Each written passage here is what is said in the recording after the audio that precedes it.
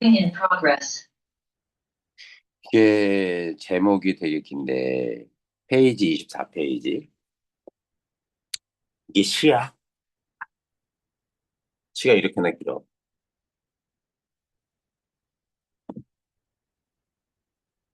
제목이 이렇습니다. 남신이주 유동 박시봉방 뭐 이래.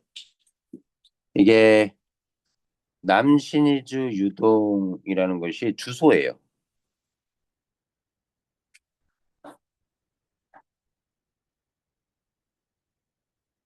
박시봉은 사람 이름입니다.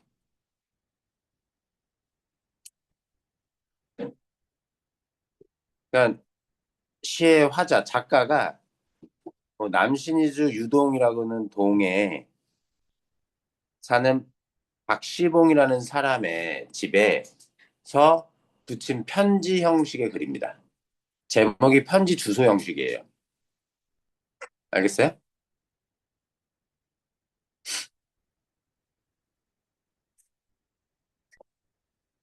자, 한번 갑시다. 길면 시가 어려울 것 같지만 오히려 길면 시가 쉬울 수 있습니다. 왜냐면 정보량이 많기 때문에. 가볼게요. 어느 사이에 나는 화자 나 나왔습니다. 이럴 때 화자가 표면에 드러나 있다라고 얘기해요. 나라는 단어가 있으면. 시에서 말하는 사람은 무조건 납니다. 나와 있든 안 나와 있든. 아내도 없고 결혼했는데 아내가 살던 집도 없고 살뜰한 부모며 동생들과도 멀리 떨어져서 이유는 뭔지 모르겠는데 어느 바람 세게 부는 쓸쓸한 거리 끝을 헤맸다. 가족과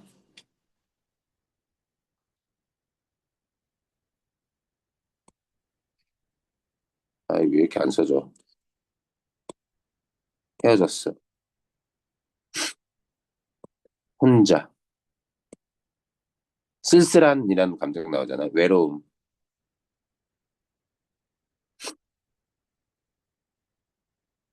헤어진 이유는 아직 모르겠어. 근데 어쨌든 혼자가 된 거야. 가족이 아예 가족이 다 죽거나 무슨 상황 없으면 모르겠지만 있는데 사라진 게 문제인 거야. 아니, 헤어진 게. 그래서 외로움을 느끼는 거지. 해육교, 저기.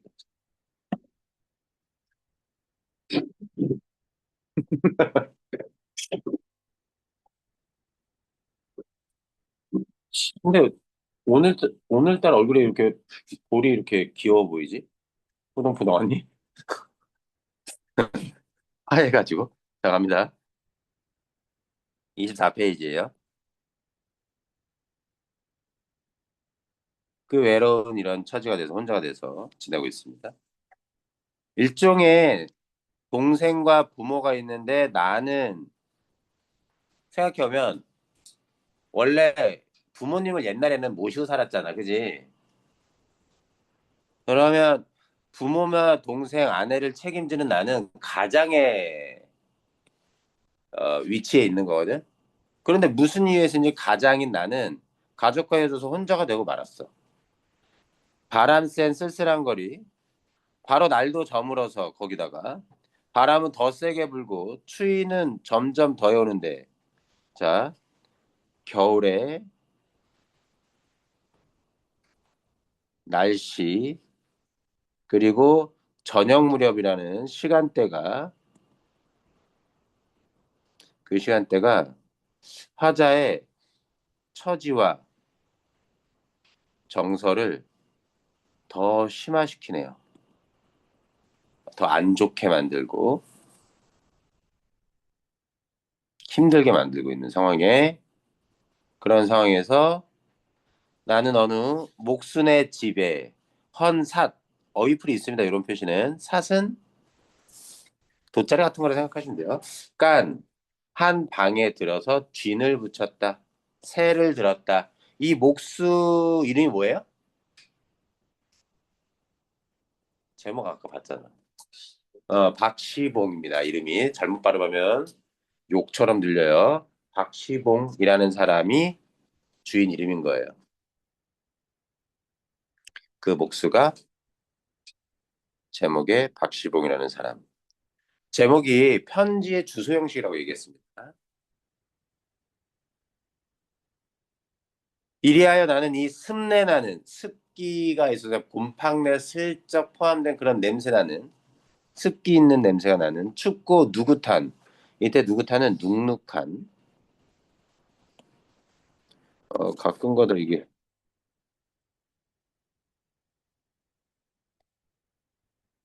한 방에서 별로 좋은 컨디션이 좋지 않은 방이지. 낮이나 밤이나 나는 나 혼자도 너무 많은 것 같이 생각하며 지롱배기 도자기 그릇 같은데 북덕불 화롯불 같은 거라고 생각하시면 돼요. 이라도 담겨오면 이것을 안고 손을 쬐며 그 제 위에 뜻없는 글자를 쓰기도 하는데 이게 이 심리 상태가 되게 중요한데요. 가장이면 자기 혼자만 감당하면 돼요. 다른 식구들, 아내뿐만 아니라 다른 식구들도 다 감당해야지. 부모님도 모셔야 돼요. 알겠습니까? 근데 얘는 지금 어때? 나 혼자도 이미 벅찬 거야. 지금 되게 힘든 상태인 거야. 경제적으로인지 정신적인지 어쨌든. 그래서 글 쓰기도 하며 문 밖에 나가지도 않고 자리에 누워서 머리에 손깍지 베개를 하고 구르기도 하면서 내 슬픔이며 어리석음이며를 소처럼 연하여 새김질, 되새김질 하는 것이었다. 나는 어떻게 생각해? 내 스스로가 바보 같고 그렇게 감당하지 못하는 내가 너무 슬프고 요런데 이렇게 보시면 아이고 쏘리 어떻게 된 거야? 요 부분을 보시면요. 이 행동들은 무기력에 빠졌죠.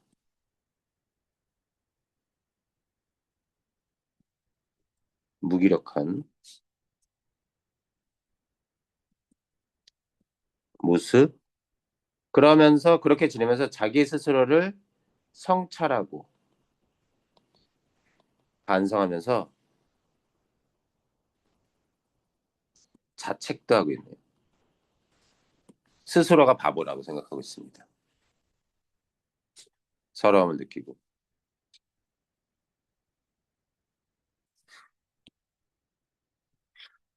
지금 생각해보면 나는 나 혼자도 많은 것 같다는 생각은 가장으로서의 책임을 다할 수 없는 상태, 다하지 못하는 상태라는 걸 알 수 있어요. 가장으로서의 책임을. 정말 서글프지, 이러면.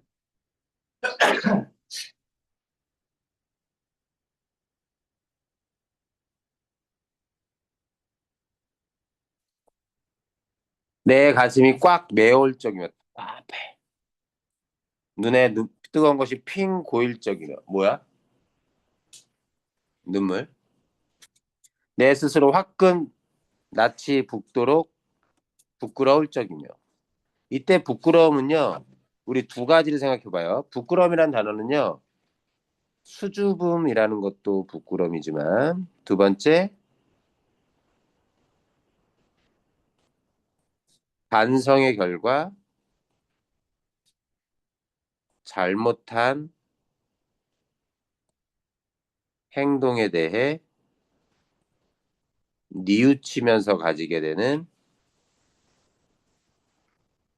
쪽팔림. 여기에서는 두 번째 뜻이에요. 시에서는 주로 이런 뜻으로 나타납니다. 이런 처지가 부끄럽고, 남보기. 나 스스로 생각해도 부끄럽고, 슬프고, 답답하고, 부끄럽고, 나는 내 슬픔과 어리석음에 눌려서 죽을 수밖에 없는 것을 느끼는 것이었다. 그래서 그 감정이 아까 있었던 이런 감정이 점차 심화되고 그래서 뭐에 대한 충동까지 느껴요? 자살, 죽음에 의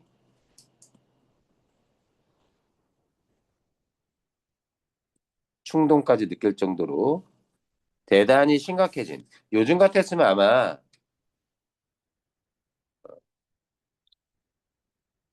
정신과 가서 받거나 그래서 약 처방을 받아야 될 정도의 것일지 모르겠습니다. 그러나는 뭐죠? 그러나는요, 시의 내용이 전환되는 걸 가리켜요. 고급지게 시상 전환이라고 해요. 시상은 시의 내용이야, 쓰여진. 그러나, 그러나, 잠시 뒤에 나는 고개를 들어 허연 문창을 바라보든가, 창문 같은 거를 생각하시면 돼요. 또 눈을 떠서 높은 천정을 쳐다보는 것인데, 이때, 그럴 때, 나는 내 뜻이며 힘으로, 내 능력과 의지로, 나를 이끌어가는 것이 힘든 일인 것을 생각하고, 내 뜻대로 되는 게 없는 거지. 어떤 일들이. 이것들보다 더 크고 높은 것이 있어서, 나를 마음대로 굴려가는 것을 생각하는 것인데, 이게 뭘까요? 나를 지 멋대로 굴려가는 나보다 더 크고 높은 것. 이게 뭘까? 신? 혹은 운명? 이렇게 나는 살아가도록 운명 지어졌나 보다. 지금 시기를. 그럼 내가 아무리 뭘 해도 운명을 벗어날 수 있어 없어? 없는 거지. 그래서 지금 이 부분이 되게 중요한 부분인데 자기가 처한 이런 부정적 현실을 뭐라고 생각하는 거예요? 내 탓이 아니라 운명론적으로 수용 내지는 체념하는 거죠. 내가 아무리 노력한다고 해서 되는 게 아니겠구나. 이건 어쩔 수 없는 거구나. 마치 길을 가는데 높은 산이 있습니다. 근데 반드시 지나가야 돼. 산이 놓인 게 나 때문이야? 산에 올라가면서 힘든 건 내가 잘못한 건 아니잖아. 그런 거 같은 거야. 이게 마치 현실 도피, 정신승리, 뭐 이런 느낌일 것 같지만 사람이 어느 때 모든 상황이 자기 탓이라고 하면 진짜 죽을 것 같아서 못 살아요. 살 수 있는 방법은 이건 마치 길 가다가 나는 사고 같은 것, 피할 수 없는 것. 피할 수 없으면 어떨 수밖에 없습니까? 맞아. 받아들일 수밖에 없는 겁니다. 받아들이고 나서 대처하는 겁니다. 너희들은 어떻게 생각할지 모르겠지만. 이렇게 하여 여러 날이 지나가는 동안에 이게 되게 중요한 거지. 그런 운명론적 체념의 상태로 지금의 나의 처지는 이건 내가 잘못한 것은 아니구나. 나의 잘못만은 아니구나. 라는 걸 생각하면서 시간이 경과하면서 내 어지러운 마음엔 슬픔이며 한탄이며 가라앉을 것. 아까 뭐였어?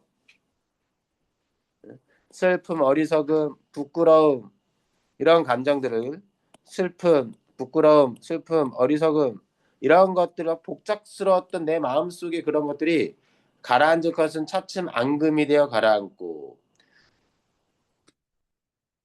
외로운 생각만이 자 외로움만이 나 혼자라는 생각만이 들 때 혼자서 외로울 때 자 뭐 하는 거예요? 시간이 경과하면서 마음이 진정되는 거죠.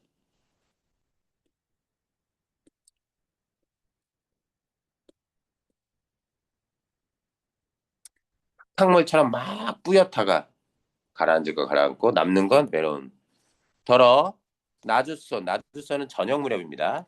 저녁 무렵에 살랑살랑 싸랑눈이 와서 문창을 치기도 하는 때도 있는데 살랑살랑은 의성어라고 해보죠.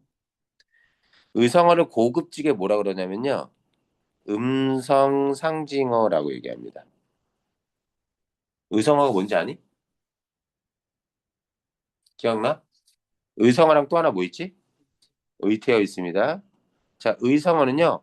멍멍, 짹짹처럼 소리를 흉내내는 말이고요.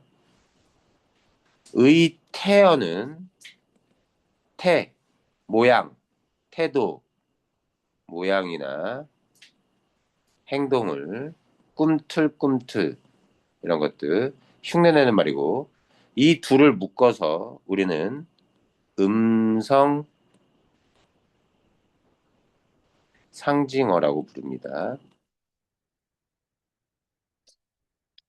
이런 음성 상징어를 쓰면 어떤 효과가 있냐면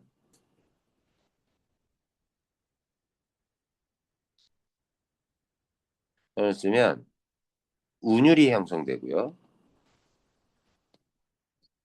감각적이 되고요. 표현이 감각적이라는 건 의성어를 쓰면 청각적이 되겠고 의태어를 쓰면 시각적인 것들이 되겠지. 그래서 생생함을 드러냅니다. 이게 효과예요. 음성 상징어의. 예언이 기절했나 보다.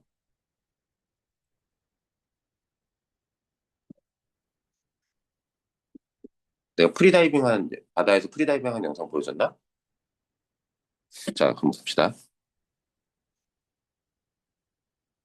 이러한 저녁에 화로를 더욱 다가끼며 껴안고 무릎을 꿇어보며 어느 먼 산 뒷옆 바위 섭에 바위 근처에 따로 외로이 서서 어두워오는데 하얀이 눈을 맞을 그 마른 잎새는 살랑살랑 소리도 나며 눈을 맞을 그 드물다는 얘네들이 다 뭐 하는 거야?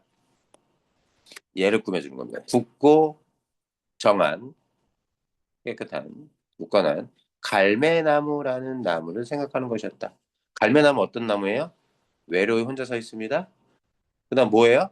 어두워오는 현실에 눈을 맞는 요 갈매나무. 나랑 처지가 비슷해. 혼자인데.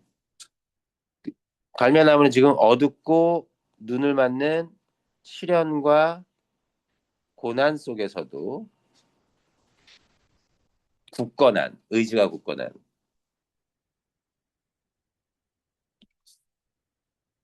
굳은 의지의 상징으로서 나는 그걸 생각하는 거죠.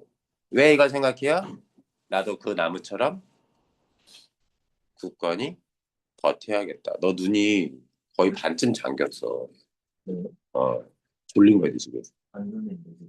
너 여기 봐봐. 현아, 얘 눈 어때? 너 봐봐, 현아 봐봐.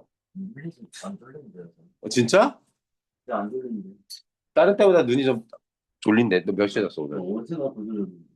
어쨌든 오늘 몇 시에 잤어, 어제? 어.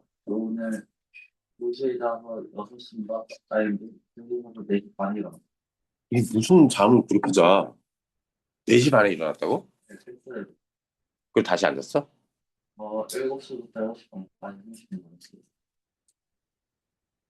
잠을 7시간 이하로 자면 몸에 무지 안 좋대. 의학과가. 아, 진짜. 그래서 이 작품은 가장으로서 무슨 이유인지 모르지만 제대로 가족들을 책임지지 못하고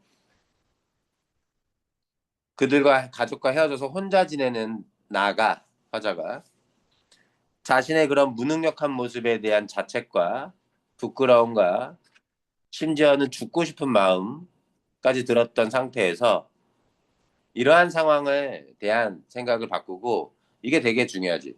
이건 어쩔 수 없는 거라고 생각하자. 그리고 나서 해야 될 것. 꿋꿋하게 버티고 사는 거. 그런 거 생각한 거지. 자, 1번부터 3번 문제까지 한번 풀어보죠. 모르는 단어 질문입니다.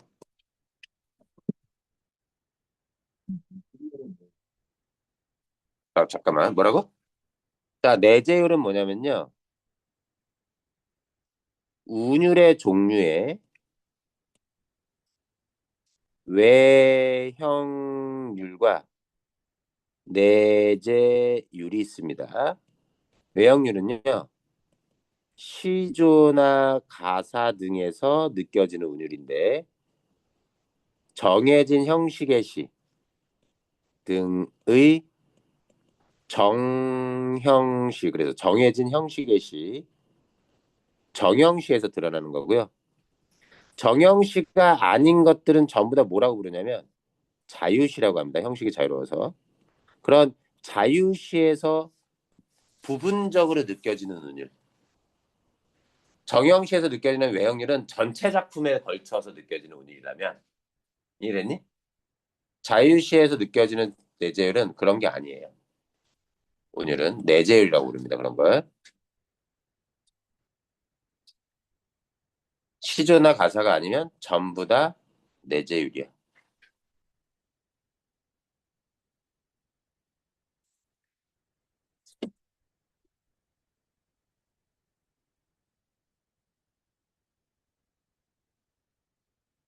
음.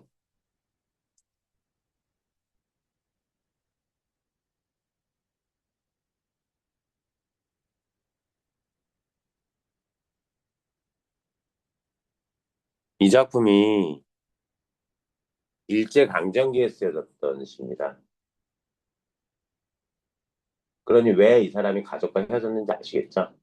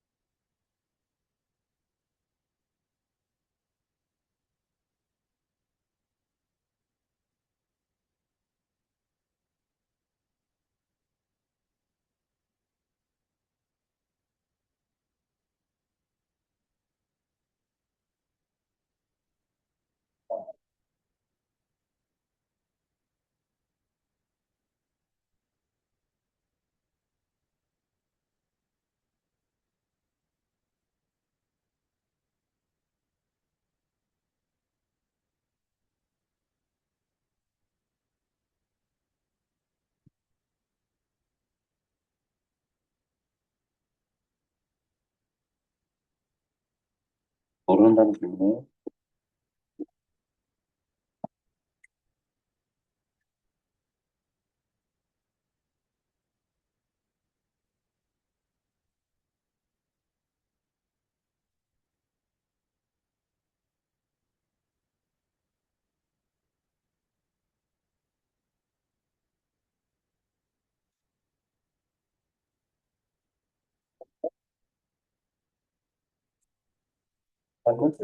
좋아.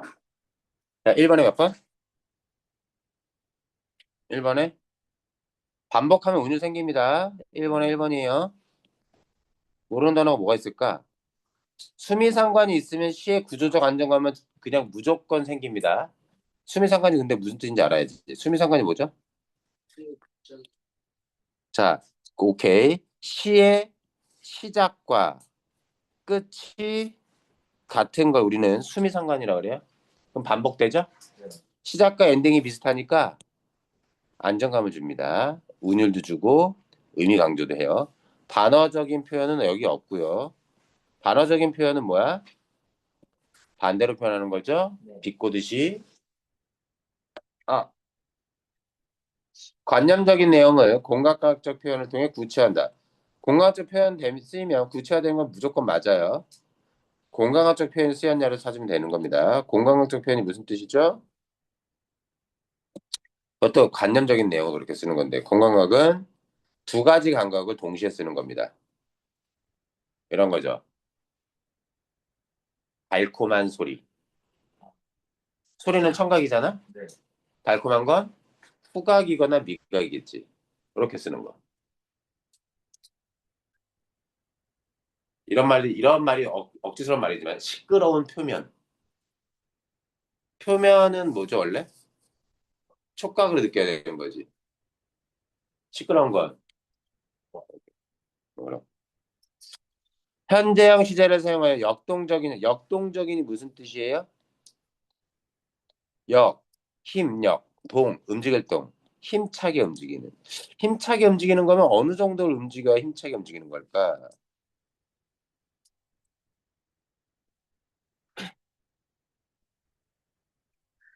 그 과하긴 하지만 그것도 경주마들이 달려갈 때 근육이 막 움직이면서 막 떨리면서 막 달리는 그런 느낌. 현재형 시제는 어떤 게 쓰이면 현재형 시제냐면요. 이거는 뭐 공감각의 표현은 뭐 푸른 종소리 유명한 거 이런 게 이제 공감적 표현이고 현재형 시제는 니은다나 는다 같은 걸 사용하면 현재형 시제가 됩니다. 먹는다, 간다 그런 것들. 갔다, 먹었다는 과거. 현재형 시제를 사용하면요 현장감을 드러냅니다. 근데 현재형 시제를 사용한다고 해서 무조건 역동적이지는 않아요. 알겠죠? 근데 이 시는 역동적인 것과 상관이 없습니다. 자, 이번에 답은? 이번에 답 2번. 자, 나는 자 적절하지 않은 겁니다. 나 혼자 너무 많은 것 같은 생각을 통해 어? 타자 스스로 자신의 삶이 불가항력적 운명에 좌우된다. 이 부분은 어디냐면 그 따옴 펴친 부분이 아니라 여기가 운명에 대해서 생각하는 구절입니다. 여기는 내가 가장으로서 뭔가를 책임질 수도 없는 상태로서 대단히 무기력해진 모습을 우리가 드러내죠. 이거는 내용이 화자스러 자신의 삶이 불강증 운명에 좌우되고 있음을 얘기하는 부분이 시에 들어 있긴 하지만 이 부분이 아니다. 그래서 답은 2번.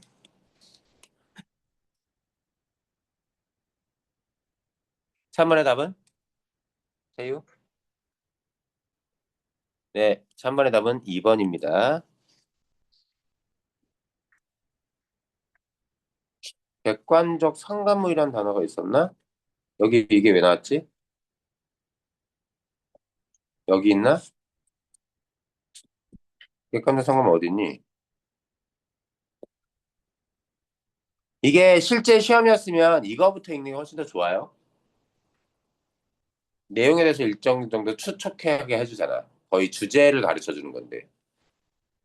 거의 주제를 가르치는 거야. 완전 추락하는 심리를 가지고 있다가 아무런 현실이네. 아, 패한이 무슨 뜻인지 모르겠다. 알아? 패한? 근데 왜 질문을 안 해? 패는 후회와 한은 한탄, 슬픈 탄식. 이거 너네가 압도적으로 고등학생에 비해서 너희들이 압도적으로 부족한 게 뭐냐면 어휘력이야. 어휘력. 그래서 모르는 어휘 있을 때마다 그때마다 사전 찾는 훈련을 하는 것도 되게 좋아. 사전은 뭘로 활용해? 국립국어원의 표준국어대 사전.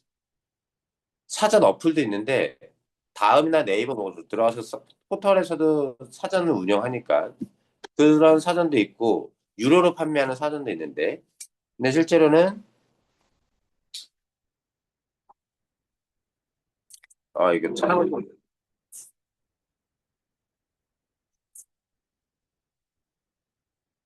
국립국어원 표준국어대 사전 왜? 수능에서 문법 문제 낼 때 요 국어 사전을 표준국어대 사전을 있는 걸 근거로 문법 문제 냅니다. 예문 내는데. 아 이거 이상하게 나왔네.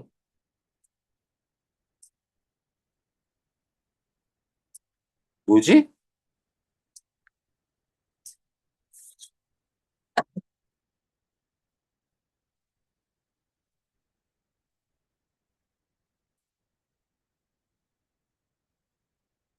다시.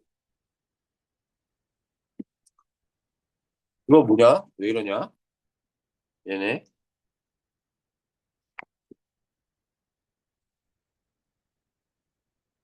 뭘 좀 보여주려고 하는데. 국어원. 얘로 들어가 봐, 그래.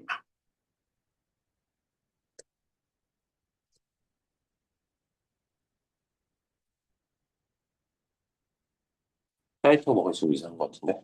어쨌든, 그런 게 있다. 나중에 확인하지. 자, 그 다음 작품. 우와, 고전 시간대. 예. 한장하겠습니다.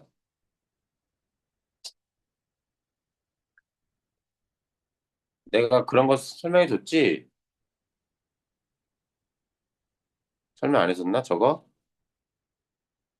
요거 설명해줬네. 설명해줬으니까.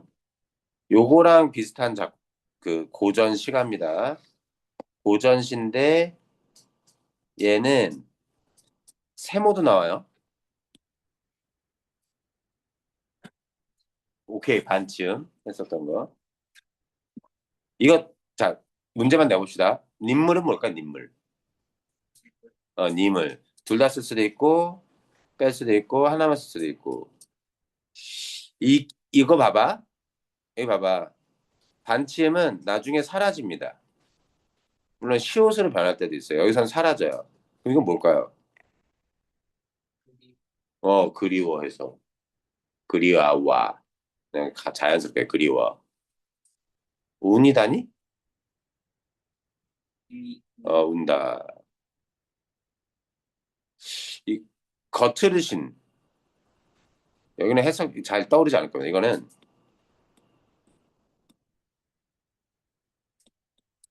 거짓인 줄로 해석이 돼요. 좀 더 가볼까? 얘는 어떻게 읽으면 될까? 시옷 내리면 뭐가 돼요? 넋, 영혼, 정신. 또 가볼까? 욕 나왔네요? 내려보세요. 님입니다. 아셨죠? 들으샤는 뭘까요? 귀로 듣는 거. 니자시니까 이건 뭘까? 니자. 니는 발음하기 불편하니까 요즘 말로 이로 바뀝니다. 지은 내리죠. 이죠. 이런 뜻이에요. 한번 가볼게. 요거는 고려 소교, 고려 가요라는 뜻, 고려 가요라는 작품입니다. 그냥 고려 가요라는 것만 알아둘게요. 고려 시대 때 가요라는 말 대신 소교라는 말을 쓰기도 합니다. 고려 시대 때 불렸던 노래예요. 가봅시다. 내 님을 그리워하여 우니. 나는 그래서 임과 함께 있다 헤어졌다? 이별 상태 헤어졌다. 이 작품이 어떤 작품이냐면요. 제목이 정서라는 작가의 정과정이라고 얘기하는데 이것도 되게 웃긴 거야. 왜냐면 과정이 이 사람의 호야. 정은 성씨고 자기 성씨. 제목이 근데 정과정이야. 별로 뜻은 없는데 이 사람이 고려시대 때 유배를 가서 유배지에서 부른 노래입니다. 정과정. 최초의 유배 문학이에요. 우리 문학에서. 유배가 뭔지는 아나 근데? 유배랑 같은 말. 귀양 간다 그래요. 귀양. 귀향은 고향 가는 거고요. 귀양 간다라고 얘기합니다. 내가 1시 20분까지만 할게. 어? 지금 12시 45분. 자, 최초의 유배문학입니다. 유배문학은 보통 임금으로부터 나라에 죄를 얻어가지고 임금으로부터 쫓겨났는데 쫓겨난 신하가 보여주는 태도는 어떨까 주로? 임금님, 저는 이곳에 왔어도 너무 임금님을 사랑해요. 충. 변함없는 충을 드러내고 저 억울해요. 저를 죄가 있다고 뒤집어 씌운 그놈들이 간신이고 나쁜 놈들이에요. 이런 것들이 주로 들어가 있어요. 유배문학은. 가보죠. 내 님을 그리워하여 운이 이별 상태입니다. 이런 작가의 사정을 다 빼고 생각해 봅시다. 운이 산 속의 접동새라는 새와 나는 이슷하여이다. 비슷합니다. 자, 새도 울어요, 안 울어요, 그러면? 나랑 새가 비슷하대잖아. 나 지금 뭐 하고 있어? 임과 헤어져서 울지? 새도 그럼 뭐 하고 있어, 지금 산속에서? 울어. 새도 왜 우는가, 그러면? 임과 헤어져서. 그래서 여기, 요런 거 우리가 뭐라 부른다? 감정 이입이라고 부른다. 감정이입은 조금 있다가 누구의 감정을? 나, 화자의 감정을 이입 집어넣는 거야. 어디다가? 자연문에다가 집어넣으면 그걸 감정이입이라 그래요. 야, 새는 운이 노래하니. 새는 그냥 지적일 뿐이에요. 소리 내는데 즐겁고 기쁜 마음에 새 소리 들으면 노래하는 걸로 들리고 즐겁게. 슬프고 우울한 심정에서 그 소리를 들으면 슬프게 운다라고 표현하는 겁니다. 이해됐니? 그런 거 우리가 감정이입이라고 일단 얘기한다. 이럴 때 이렇게 둘이 처지가 비슷한 사람끼리 느끼는 동정심 이런 거 뭐라 그러냐? 동병 어, 상련 련은 연민의 련자입니다. 같은 병을 앓는 사람끼리 서로 안쓰러워하는 거.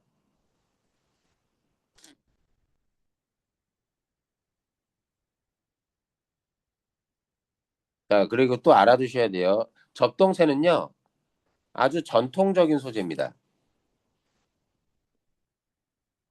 자, 접동새, 두견이, 두견새, 자규, 귀촉도, 또 명칭이 더 있었는데. 접동새, 두견, 자규, 귀촉도, 불력귀, 자, 처음 듣는 이름들이겠지만 다, 얘네들이 다 같은 새인데 다르게 부르는 이름이고요. 같은 새입니다, 결국. 우리 고전 문학에서 많이 등장하는데, 한을 상징합니다. 한은 깊은 슬픔이라고 쓸까요, 그냥? 완전히 설명할 수는 없지만, 이렇게. 서럽고,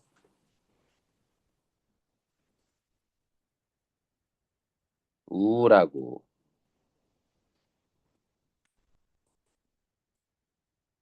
슬픈 그 분위기를 형성하는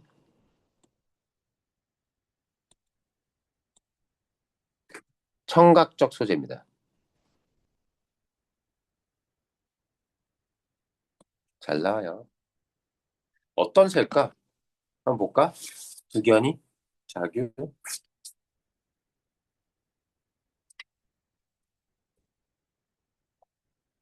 아니, 업데이트하고 나서 뭔가 이상해졌어. 왜 이래? 아이패드 업데이트라고 해서 업데이트 했더니, 왔다며.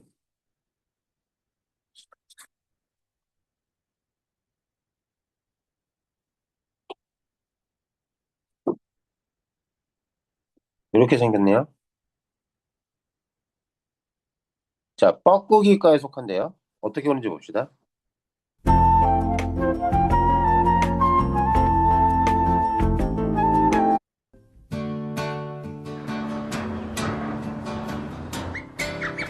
두견이는 뻐꾸기과에 속하는 새로서 우리나라 뻐꾸기 중에서 가장 작습니다. 이 새는 주로 우리나라 여름에 찾아오는 이렇게 여름 오네. 졸새인데 우는 소리가 아주 그 요란하게 시끄럽게 울고 또 노래 부를 때 입을 벌리면 입속이 빨갛다고 그래서 옛날 어른들은 그렇고. 이 두견이를 에, 자, 그런 겁니다. 자, 아니시며 거칠으신다. 여기가 해석이 잘 안 되는데, 여기는 앞에 요런 문구를 넣어야 돼요. 저의 죄는 사실이 아니며, 거칠으신다는 거짓인 줄은, 아은은 감탄사, 아, 저는 죄가 없어요. 제가 있다는 건 사실이 아니고, 거짓인 것은 잔월효성, 월과 성, 달과 별이 알 것입니다. 나는 결백하다는 주장이에요. 이때 잔월 요성은 달과 별은 이거 담배 냄새 나지. 달과 별은 단지 하늘에 떠 있는 천체가 아니라 내가 결백한 건 누가 알아줘? 오직 신만은 아셔. 할 때 신과 같은 초월적 존재. 천지신명 같은 존재죠. 네. 신과 같은 존재입니다.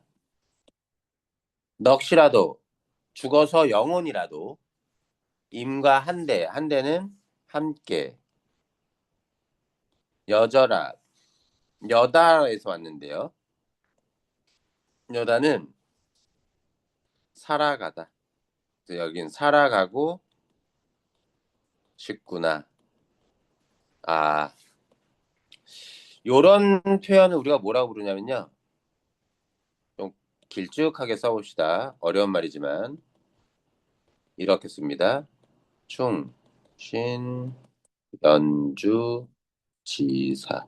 자, 무슨 말이냐면요. 충신이 주는 주인, 임금입니다. 주상전하 납시오 할 때 주. 연은 뭐냐면 연인, 그리워하다, 사랑하다 이런 뜻입니다. 충신이 임금을 사랑하는 사는 가사, 내용. 그런 말이에요. 어렵지 않죠? 충신, 연주, 지사. 지는 의란 뜻이야. 충신이 그 유배 문학에서 주로 등장하는 자주 등장하는 겁니다. 저 이렇게 외롭게 살다가 영원히 끝끝내 만나지 못하고 죽어서라도 저는 임 따를래요. 이런 얘기예요. 무섭죠? 벽이더신이 누구? 자, 벽이더신이는 처음 보는 단어입니다. 내가 죄가 있다고 우기던 이 사람이 누구였습니까? 응? 왜 사라져?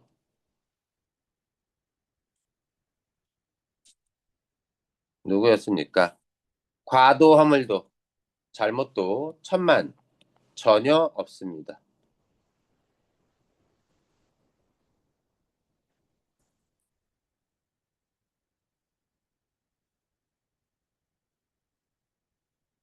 자, 무린 말이신데요. 해석에 여러 가지로 나와 있지만 거기 그냥 모함입니다. 누구의 모함? 내가 죄가 있다고 우겼던 애들. 그럼 우기던 이는 뭐가 되어 나에게 있어서 충신이야 간신이야? 간신이 무슨 뜻인지 알지 혹시? 간악한 신하, 나쁜 신하가 간신이야? 얘는 내 입장에서 간신인 거지. 나를 죄 있다고 누명씌웠던, 모함했던. 살라뿐려 슬프구나. 님이 임께서 나를 하마 벌써 하마는 벌써란 뜻이에요. 니 자신일까? 잊으셨습니까?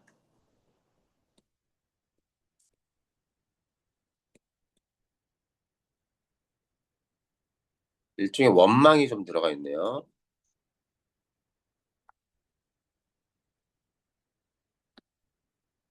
아소니마 아소 마소서 뭐하지 마소서 나를 잊지 마소서 감탄사 같은 역할도 합니다. 니마 임이시여 도람 들으셔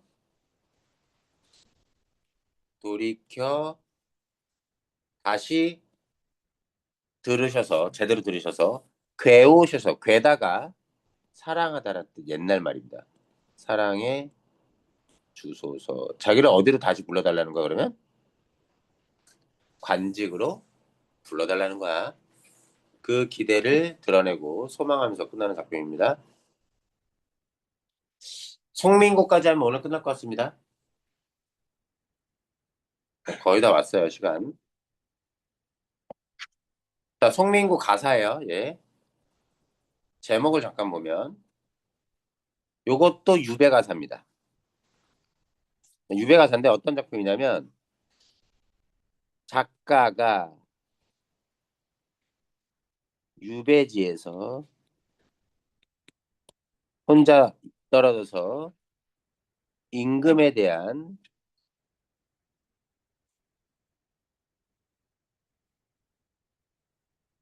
충성심을 드러내는 작품인데 이걸 어떻게 썼냐면 남성 작가입니다. 여기에 여성 화자 임과 이별한 여성 화자를 드러내놓고 임을 남자를 여성이 그리워하고 그리워 정도로만 써도 되겠다. 그리워하는 마음을 드러내서 표현했습니다. 그렇게 한 이유는 수염난 수염난 아저씨가 임금님 사랑해요라고 얘기하는 거 쓰는 게 좀 민망하잖아.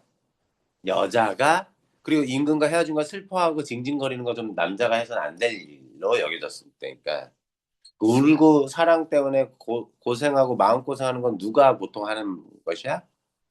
감정적으로 남녀나 뭐 다 똑같겠지만 여자가 주로 하는 것이니까 이렇게 설정해가지고 그 그리움을 아주 잘 드러냈다. 송미인곡은요, 원 제목이 원래 자, 삼위인곡이라는 작품이 있었어요. 삼위인곡에 대해서 삼위인곡을 쓰고 송미인곡이라는 속편을 쓴 겁니다. 속은 속편이에요.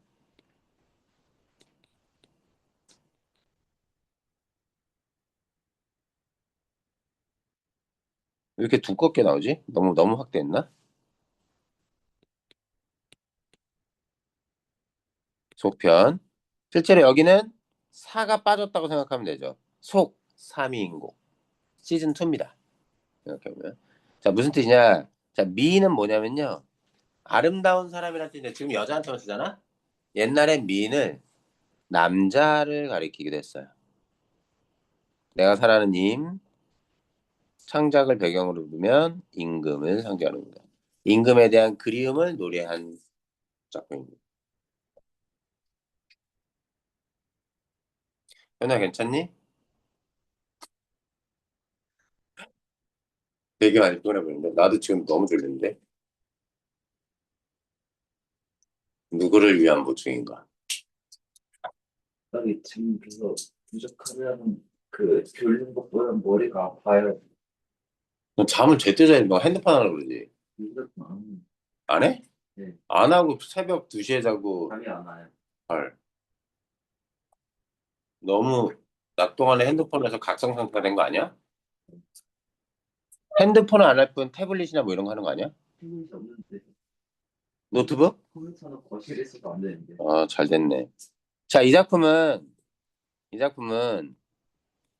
두 여인의 대화로 구성되어 있습니다.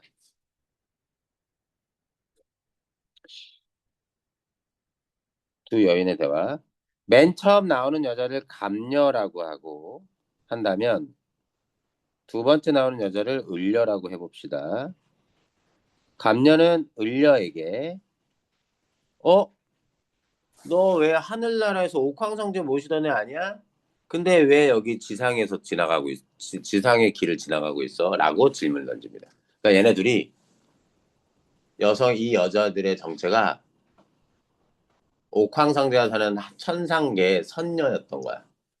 선녀인데 무슨 이유에서인지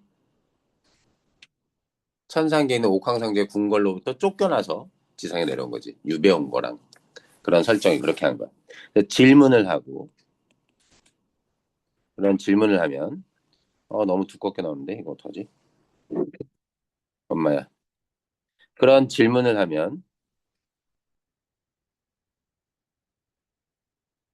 을려는 그거에 대해서 하소연합니다. 내 말 좀 들어봐. 이래서 이랬어. 그러면 감녀는 그걸 위로해 주기도 해요. 이런 역할을 합니다. 그래서 감녀는 주된 화자라기보단 보조적 화자로서 역할을 하고 중심하자는 을려가 중심하자인 거예요.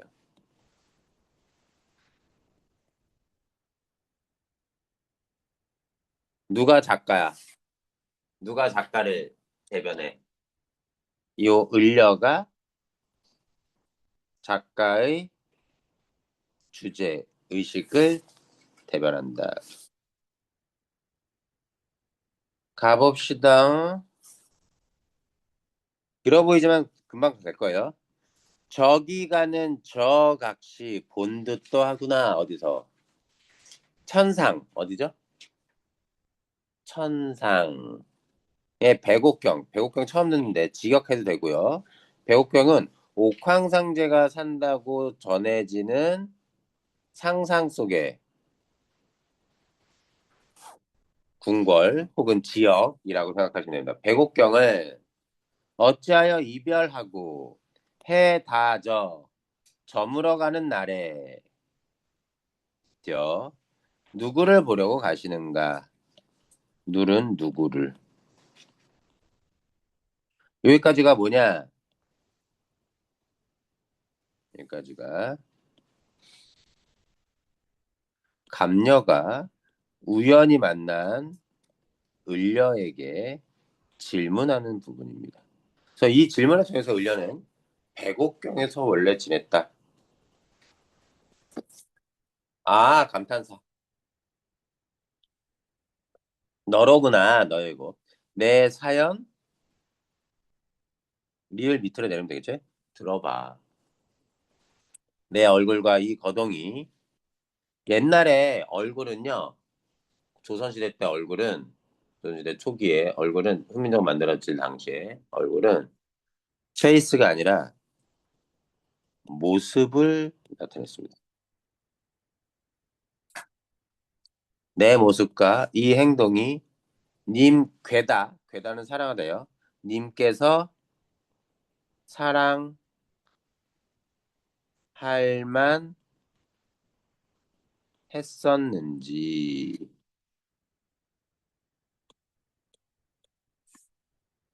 사랑한즉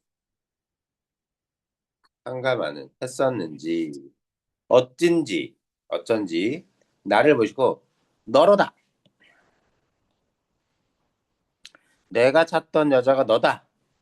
라고 여기심으로 여기다는 여기다 여기심으로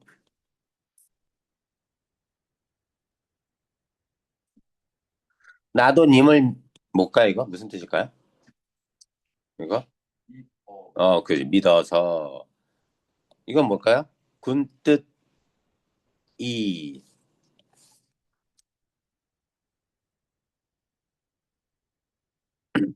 이때 군은요 지금도 쓰죠 우리 군 소리 말고 군말 말고 그런 말 군침이 돈다 쓸데없는 이라는 뜻이에요. 그래서 되게 슬픈 표현도 있습니다. 군식구 뭐요? 식구는 식구인데 쓸모없는 식구 뜻이 전혀 없어. 나를 사랑해 주시니까 그 마음만 믿고 이래야 교태야. 이래는 아양, 교태는 애교로 어지럽게 너무 굴었던지. 그러니까 나를 사랑해주는 임을 믿고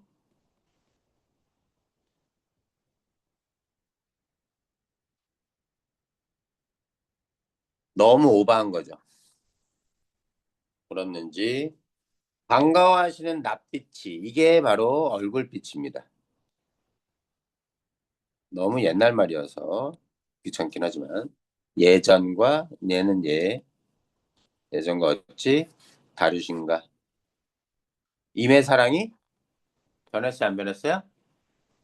변한 겁니다. 누워서 생각하고 일어나 앉아 헤아리니 일어나 앉아 생각하니 헤다는 헤아리다.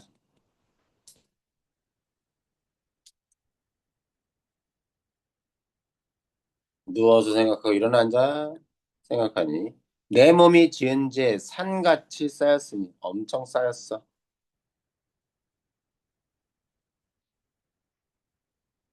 피읍 내리고 쌓였으니 하늘이라고 원망하며 사람이라고 탓할까? 그래서 보시면 내 몸이 지은 죄 산같이 쌓였습니다. 너무 임을 믿고 어지럽게 굴었어요. 반성, 성찰. 자책하고 있는 거예요. 아, 내가 너무 과하게 행동했구나. 그러니 누굴 탓해? 탓할 게 없죠. 그래서 이렇게 얘기한 거다. 서러워 풀어해니 아니 사람 하늘이라고도 원망할 수 없고 사람을 탓할 수도 없다. 사람이라고 원망하며 사람이라고 어찌 허물하랴. 허물하다, 탓하다, 탓하랴. 탓할 수 있다 없다? 없다. 서리법 쓰인 거야. 샬워, 서러워, 풀텨, 풀어. 해니, 아까 해니 나왔지. 해다, 해다. 생각해보니, 헤아려 보니, 누구의 탓이다? 조물은 조물주, 세상을 만든 신. 조물주의 탓이구나. 이 조물주의 탓이라는 건 무슨 탓이냐면, 자신의 운명, 혹은 팔자를 한탄하는 겁니다. 아, 이렇게 타고나서 이렇다. 했더니 뭐래? 여기까지가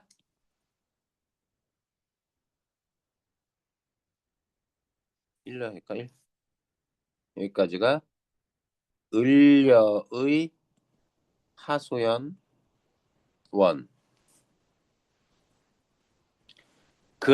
글란. 그렇게 생각하지 마시오. 요게 끝.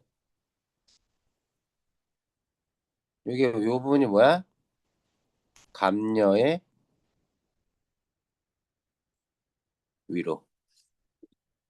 너무 그렇게 속상해하지 마. 너무 그렇게 생각하지 마. 이거 뭘까? 맺힌 일이 있습니다. 마음에 맺힌 일이 있습니다. 임을 모셨어서 이메일을 내가 아는데 물 같은 얼굴 몸. 이때 물 같은 얼굴은 허약한 몸이 편하실 적이 몇 날이나 될까? 춘한 고열은 이렇게 할게요. 봄에 추위 고열, 여름에 더위 추일, 가을 동천, 겨울. 자, 봄, 여름은 어찌 지내고 가을, 겨울은 누가 모시지? 내가 옆에 없는데 잘 지내시나? 죽조바는 일종의 아침 먹기 전에 먹는 죽, 그냥 죽이라고 쓸게요. 죽과 조석은 아침, 저녁, 매는 밥은 예와 같이 예전과 같이 쉬시는가? 잡수 쉬는가? 갑자기 확 졸려. 어떡하지? 기나긴 밤에 잠은 어찌 주무시는 거 이런 거야. 연애를 했는데 헤어졌어. 그런데 보면 안 됐는데 그의 뭘 봐? 인스타를 봤네. 봤더니 연락 잘 지내? 야, 나는 이렇게 힘든데 어떻게 지내요? 봄, 여름, 가을 잘 지내고 먹을 것 잘 먹고 잠도 잘 자고 애가. 그 잠이 오나? 내가 없는데 여기 무슨 얘기냐 여기까지. 여기까지가 을려의 하소연 중에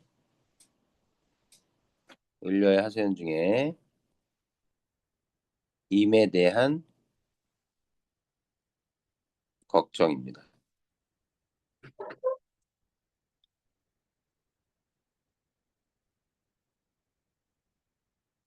아유, 임금 곁에 자기 아니어도 옆에서 모시고 있는 신하 많습니다. 자, 님 다희는 의로 해석하죠. 임 쪽에 임의 소식을 어떻게든 아자하니 알고자 하니 오늘도 거의 다 지났다 내일이라고 사람이 오겠는가? 내 마음 둘 곳 없다 어디로 가잔 말인가? 자꾸 밀면서 바위나 나무를 잡고 면서 높은 산에 올라가니 그래서 얘가 맨 처음 찾아간 곳은 산에 올라갔습니다. 누구 보고 싶어서? 임을 보고 싶어서 혹은 임의 소식을 알고 싶어서 높은 데 올라가서 어느 쪽을 보고 싶은 거야? 임 계신 곳을 바라보고 싶은 거야? 올라가니 구름은커녕 구름은 물론을 해석해야 되고 구름은 물론이고 안개까지 꼈어. 그래서 너무 어두워 산이 해와 달을 어찌 보며 보고 싶은 게 해와 달인데 이때 일월은 임금을 상징합니다. 임을 상징합니다.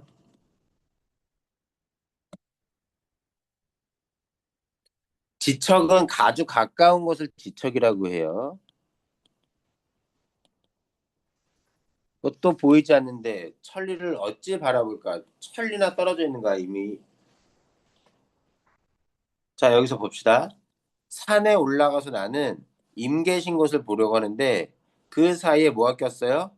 구름과 안개가 껴서 내가 임을 보는 걸 가로막아요. 그럼 이때 중요합니다. 이때 구름과 안개는 장애물이면서 작가를 염두에 둔다면 임금과 신하인 나 사이를 가로막는 간신들이라고 볼 수 있습니다. 해석이. 자, 그래서 이제 산에서는 볼 수 없으니까 잠깐만.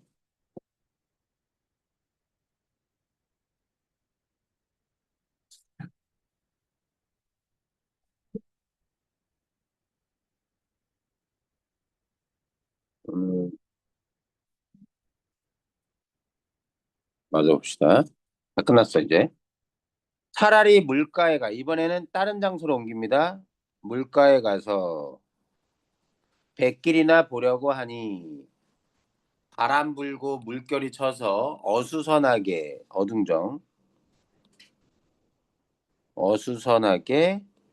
되었구나. 그래서 사공이라도 만나거나 배 타고 건너는 사람한테라도 물어봐서 이미 요즘 최신 소식을 듣고 싶었어. 근데 들을 수가 없는 거야. 임 찾아가면 되잖아. 그럼 굳이 여기 있지 않고. 유배지에서 떠나면 사약, 죽음입니다. 유배지를 떠날 수가 없어요. 소식이나 들을 수밖에 없는 거지. 그래서 여기에서 바람과 물결도 마찬가지로 장애물, 임의 소식을 알 수 없게 만드는 간신들. 빈배만 걸려 있는가? 성어되고.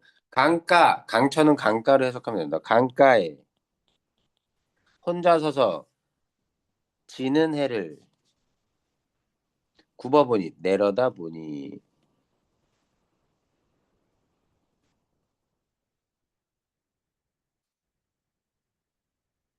임의 소식이 더욱 아득하구나.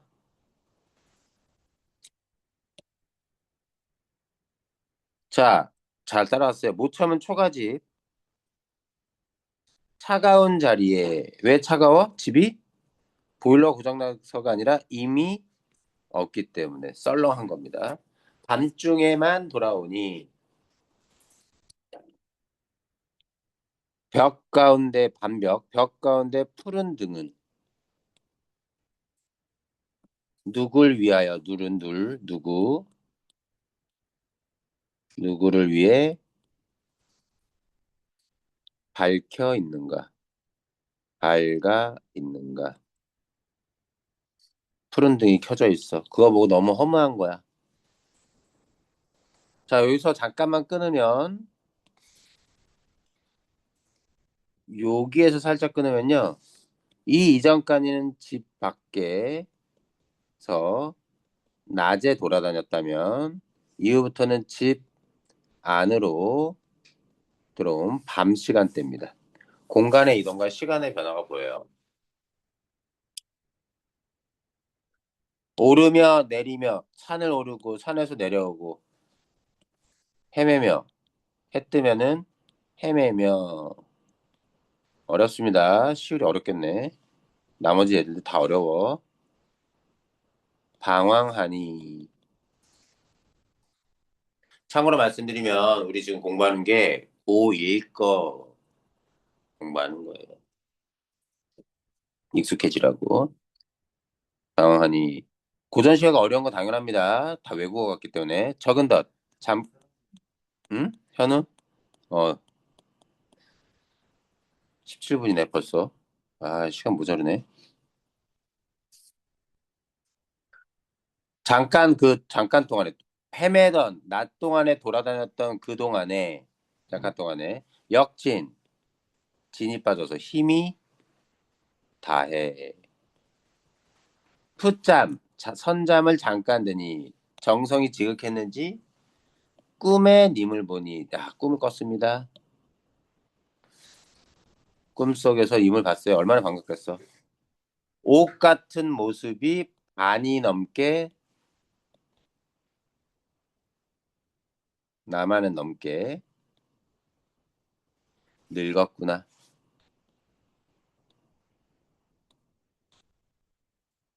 이때 옥 같은 얼굴은요. 옥은 보석이잖아요. 아름다운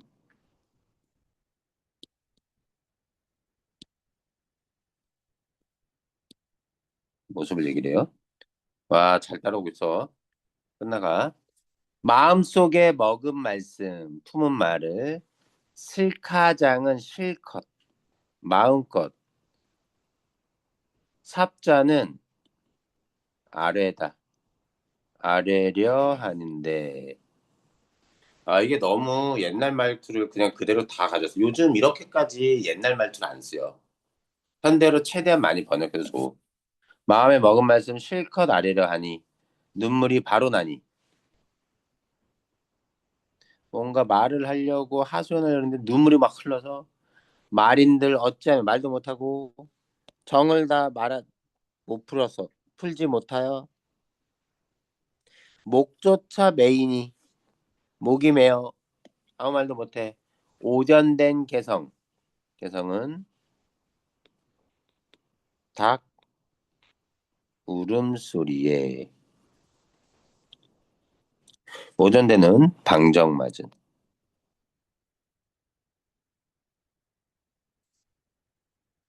잠은 어찌 깨었는가. 그래서 임을 만나서 참 반갑긴 했지만 우느라고 자기의 속상함을 얘기하지 못한 채 닭 울음소리 때문에 깼어요. 일종의 알람 때문에 깬 거죠. 감탄사. 허사로다. 헛일이로다.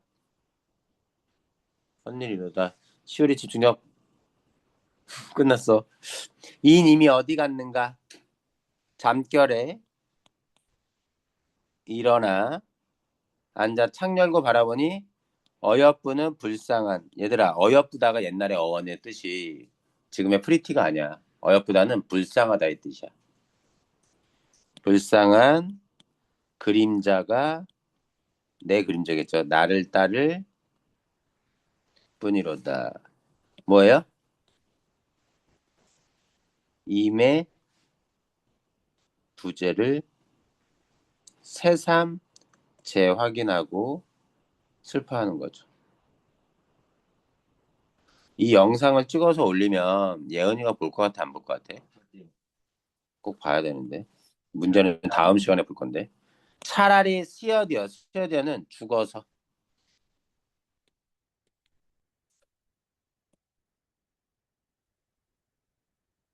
나걸 지는 달이나 돼서 그냥 달로 쓸게요. 달이나 되어서 임 계신 창 안에 번듯이 환하게 비추리라.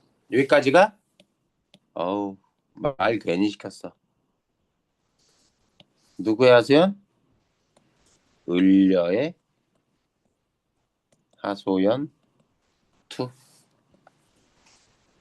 환하게 비추리라. 했더니 감녀가 위로하는 거야. 감녀의 위로가 어떻게 끝나냐? 각시님, 감녀야, 달은커녕 달은 되지 말고 구준비나 되소서.